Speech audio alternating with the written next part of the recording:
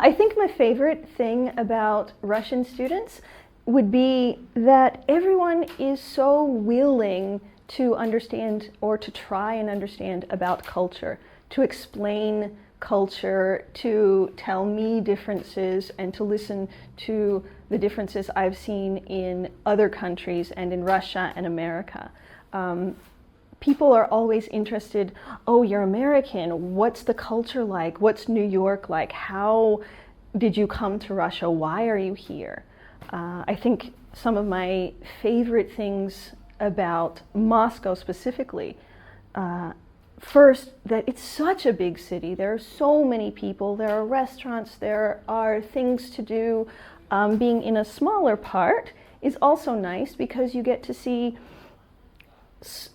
maybe not small town people, but people who don't exactly go to the city every day, who have a different perspective, who want to live out of the city or come from the city every evening. I have worked in lots of other countries. I've taught in many, many other countries. And I think the world over, people are interested in learning other things. I know English is about maybe work or school or education, but in fact, people are just interested in learning about other people. Humans across the board are human. People are people. We all want to know about each other. We're all interested in each other. And I think that shows in the way education works. People are so willing to talk, so willing to learn. And that's probably the best part about the system here, that it's communicative. We all talk to each other. It's based on talking. Everything is, how are you? What are you doing? How is your life?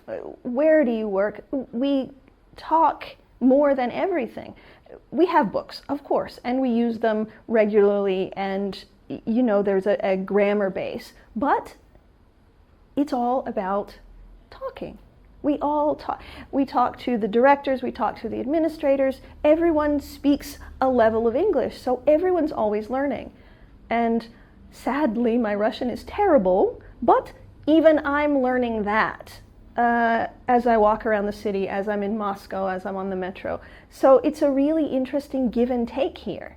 I think the level of students is from 3 or 4-year-old children all the way to 40, 50-year-old adults. And I think it's great because we all have something to give and we all have something to get. And I think it's a wonderful collaboration of this kind of world culture. We're all giving, we're all getting, we all want to exchange something. I think this is probably what makes me enjoy teaching, what really makes me like being a teacher of English, not just, you know, a math teacher or those things, but I teach culture. I teach people how to interact with other people, how to understand my culture, how to behave in my culture, how to understand me.